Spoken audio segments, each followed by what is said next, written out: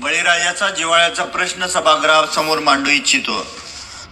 आज आपण पीक पाहणी नोंदणीसाठी शासनाने ऑनलाईन नोंदणी करण्याचं सांगितलंय आणि ऑनलाईन नोंदणी करत असताना मोबाईल घेऊन जर अधिकारी त्या संबंधित गटामध्ये गेले तर ऑनलाईन लोकेशन हे दुसऱ्या गटामध्ये दाखवलं जातं आणि ग्रामीण भागामध्ये जे मोबाईल मध्ये सिम कार्ड वापरलं जातं त्या सिम कार्डच्या कंपनीची रेंज मिळत नाही आणि एवढं सगळं व्यवस्थित असताना सर्व्हर डाऊन होतं।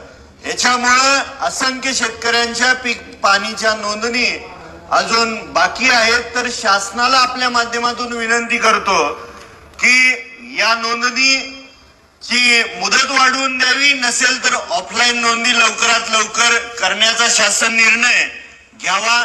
आणि त्याचबरोबर ठीक आहे, एकच मुद्दा